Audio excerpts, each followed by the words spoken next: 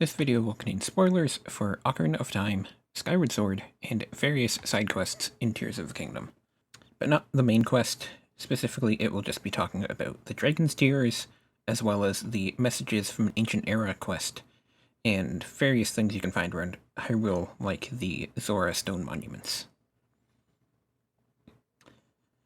Something everybody's been talking about since the release of Tears of the Kingdom is exactly how it fits into the Zelda timeline. And that's a complicated situation because, from what it seems at first, it doesn't. But I have a theory for how it fits in that I honestly think is rather convincing, and I can't say I've seen other people saying the same thing.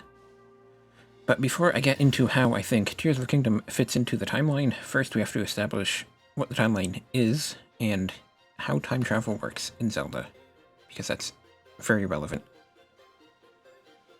The timeline as we have known it so far was split into three branches after the events of Ocarina of Time. There's the Child, Adult, and Downfall timelines.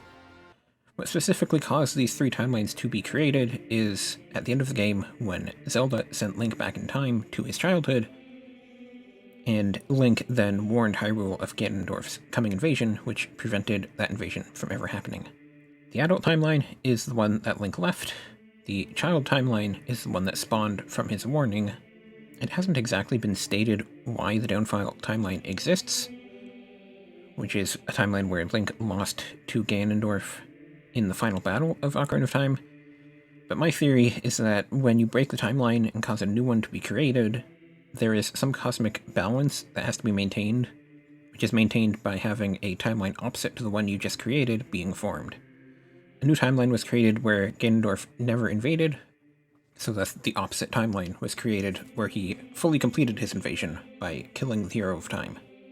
In Majora's Mask, there's a very brief reference to a Goddess of Time. Now, there's a lot of theories about the identity of that Goddess of Time, but I think if we think about the timeline, it would make sense if the Goddess of Time's job is to maintain balance in time. So my theory is that the Goddess of Time had to create the Downfall timeline just to keep things balanced after the Child timeline was created, essentially. Now, Ocarina of Time also establishes that not all time travel creates alternate timelines.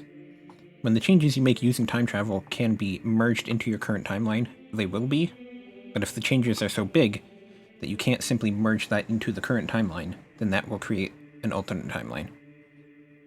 In Ocarina of Time, you can go back and forth between the Adult Era and the Child Era, and you can go from the Adult Era to the Child Era, plant a bean there that wasn't there before in the Adult timeline you were just in, but then when you return to the Adult Era, it will be there now, and nothing else will have changed. However, if you make it so Ganondorf never invaded, you can't just make that work with the Adult timeline that already existed, so a timeline split was created because of that.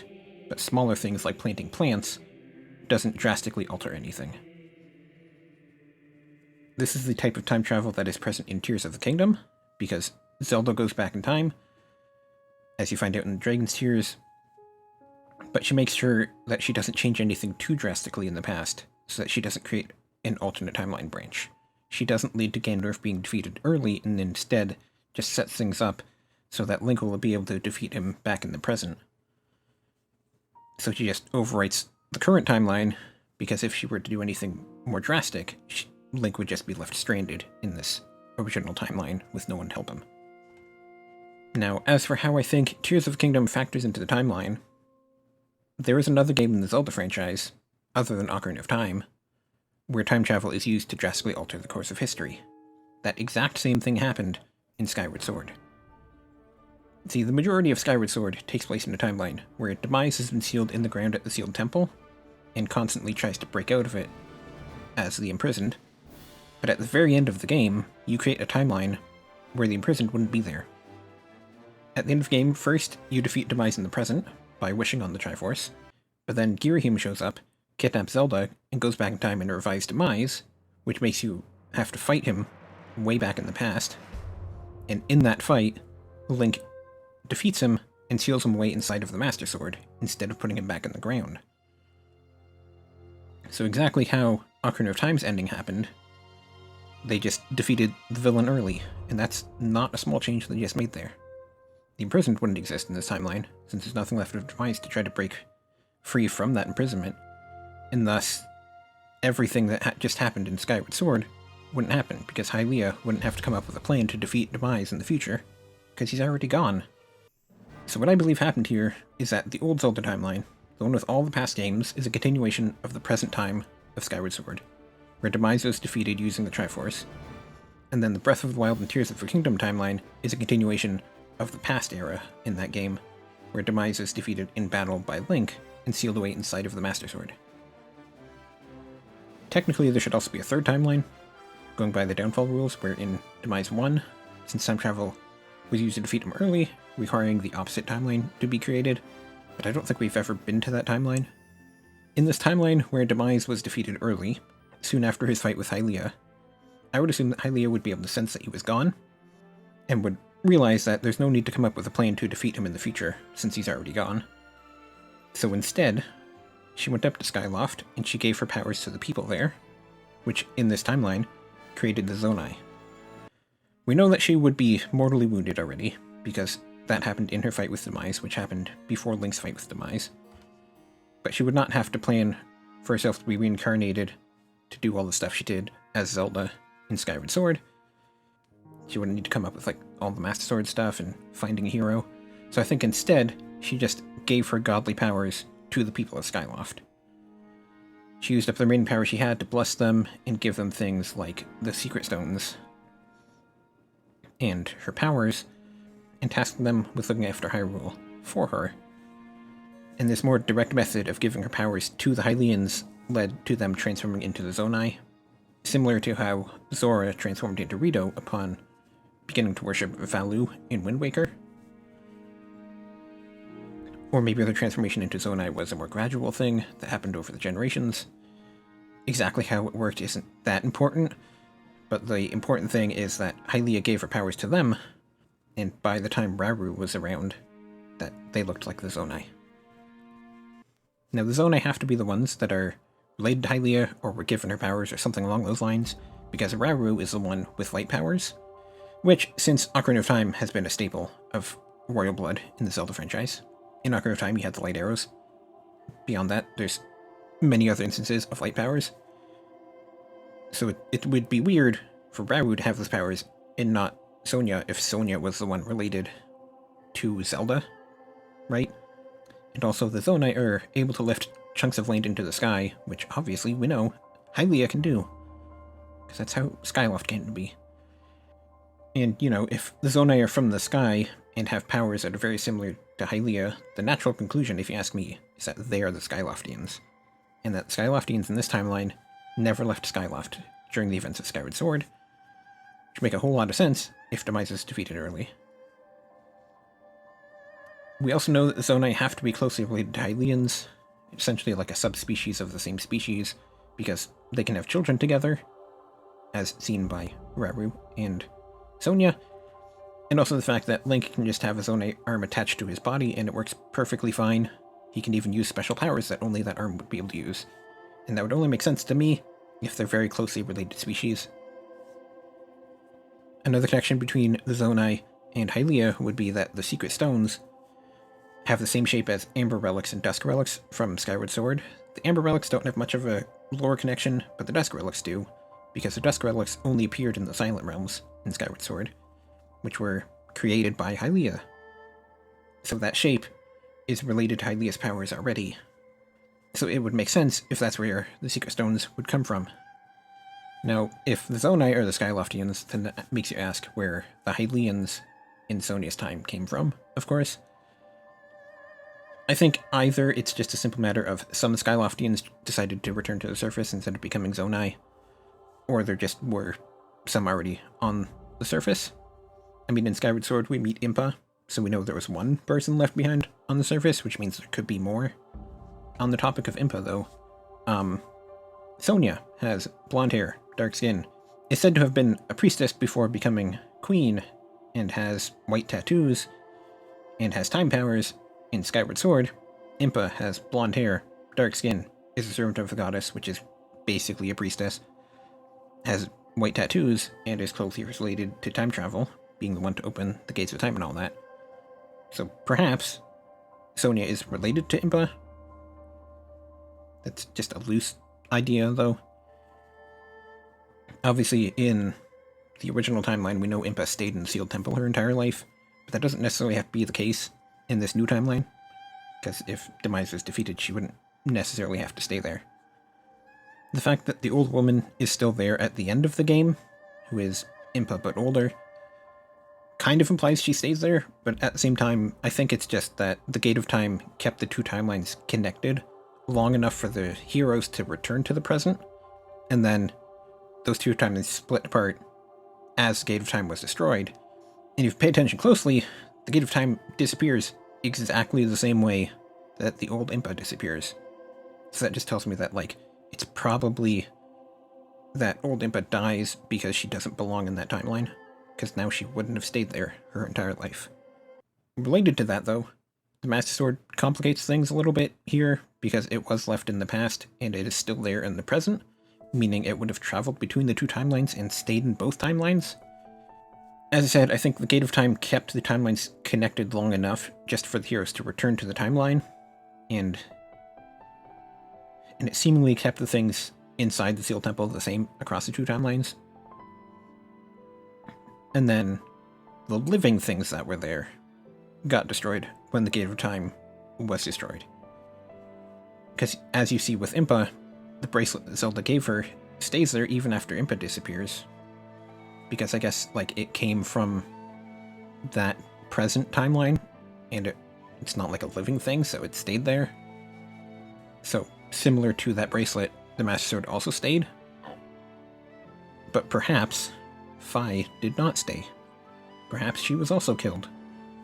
Because in the classic Zelda timeline, which would follow from that present time, Fi never once gets so much as a mention, which from our perspective, of course, is just because they hadn't thought of her yet. But from an in-universe perspective, you could say that perhaps her spirit is no longer inside the Master Sword, because the Gate of Time breaking would have left her in the past. And then Breath of the Wild and Tears of the Kingdom, she makes chimes every now and then, so she didn't die in that timeline, but she did in the other one, maybe.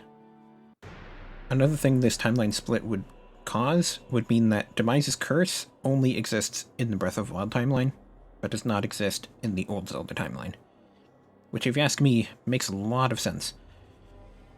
Ganondorf in the classic timeline doesn't really scream incarnation of primordial evil to me, but he's a more tragic figure who descends into villainy as a result of his own actions rather than the universe just wanted him to be evil.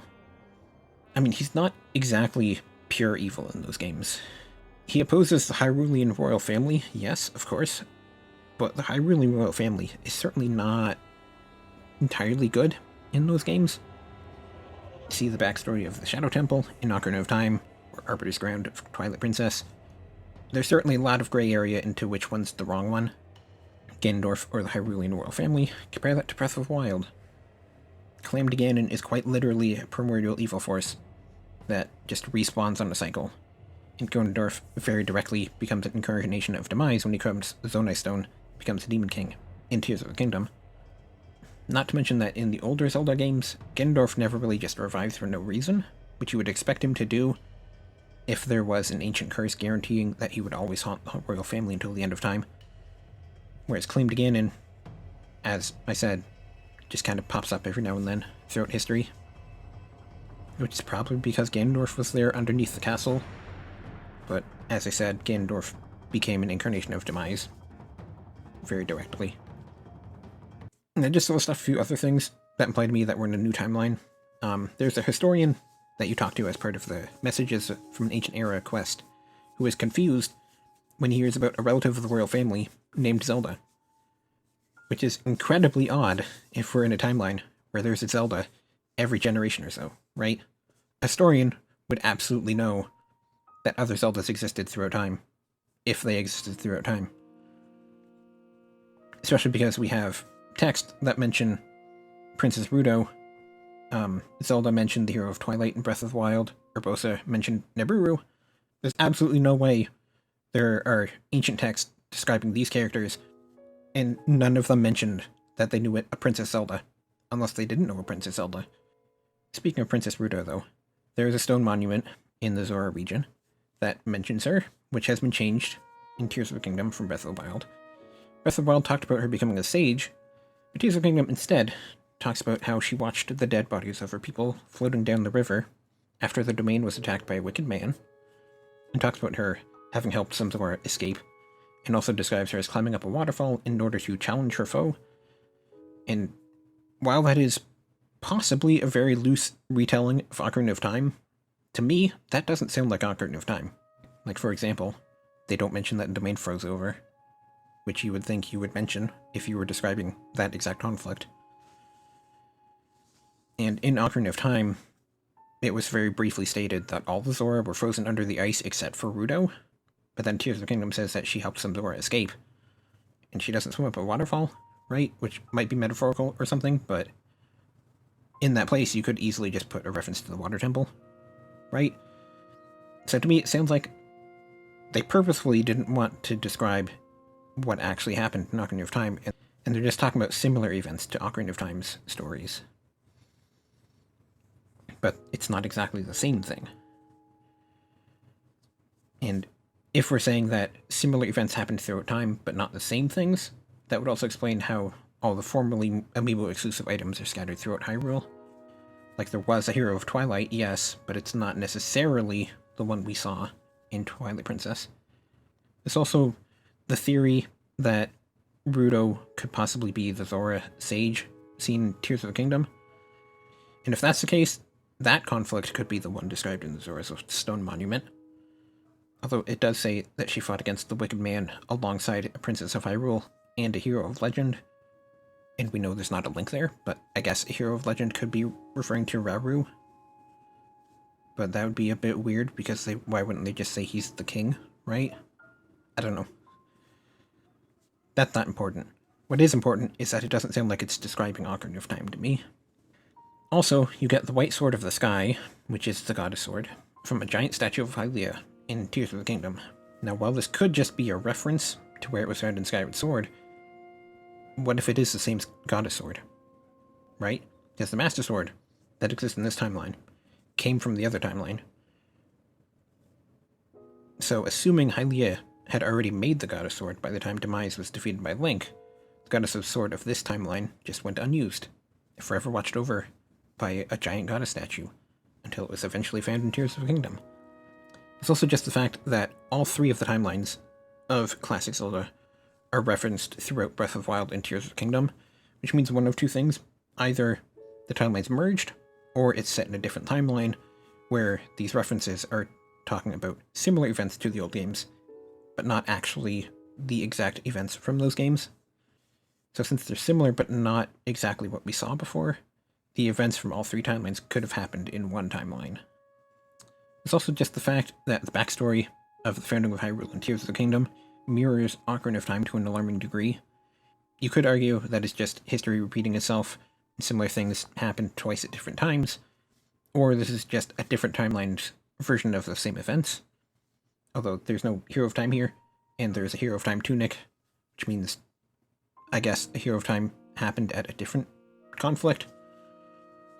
The Rauru we see in Ocarina of Time has strong relations to Gaipora of Skyward Sword, and then Tears of the Kingdom's Rauru is a Zonai, and the Zonai, in my theory, are the Skyloftians. So Ocarina of Time is set in a timeline where the Skyloftians returned to the surface and stayed Hylians, and Tears of the Kingdom is where they became Zonai. So the two different timelines have their own Rauru, who looks different because of the different things that happened throughout time. And the conflict with Gendorf is nearly identical as well. And the sages are very similar, except for the Rito one, of course.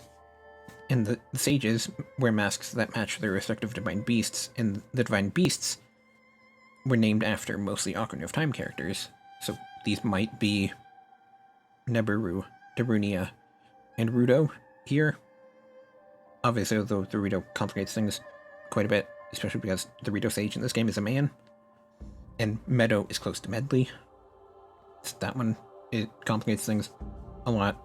Unless Medley came out as trans man or something, in which case, you go, buddy, I swear you. But I digress. The backstory of Tears of the Kingdom is basically a retelling of Ocarina of Time without a Hero of Time. leading credence to my idea that we're in a new timeline where very similar conflicts happened, but there were some changes here and there. So that's my theory, but to end things off, I think it's also good to just explain why they would have chosen to break the timeline again. Why would they do it now? And to put it simply, it's because Zelda has a new director.